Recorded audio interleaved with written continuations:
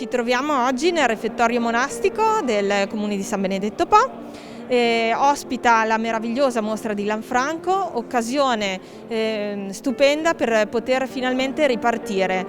Grande soddisfazione da parte dell'amministrazione, in quanto questo è un artista del territorio e con grande piacere ci sentiamo di ospitare le sue opere in questo luogo meraviglioso, di cui anche lui ha sempre fatto in qualche modo parte, lavorando quando l'ex infermeria era un po' un atelier per artisti, lavorando e realizzando alcune sue opere proprio all'interno dei nostri spazi.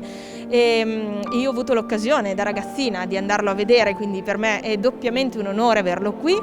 Le sue opere meravigliose sono sempre attualissime, sempre all'avanguardia, sempre di grande suggestione. Questa è una mostra splendida con più di 40 opere che abbiamo avuto qui grazie alla collaborazione della gentilissima moglie Caterina e soprattutto del liceo artistico Giulio Romano, che ha allestito con i professori e i ragazzi questa meravigliosa mostra.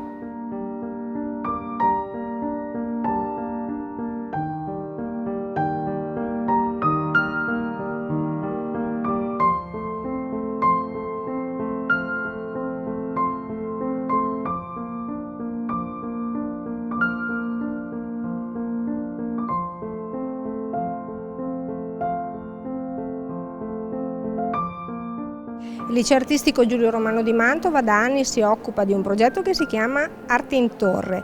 Oggi siamo qui a inaugurare la mostra del maestro Lanfranco presso il museo di Polirone, appunto, di San Benedetto Po, e sono felicissima proprio perché i ragazzi hanno potuto ancora una volta creare l'allestimento di queste opere contemporanee. Noi abbiamo diversi indirizzi scolastici, in modo particolare l'indirizzo di scenografia si occupa proprio dell'allestimento degli spazi, ma accanto a questo anche l'indirizzo di arti figurative, di design e di architettura si occupano prima dello studio degli spazi e poi naturalmente della collocazione nell'ambiente di tutto quello che viene prodotto.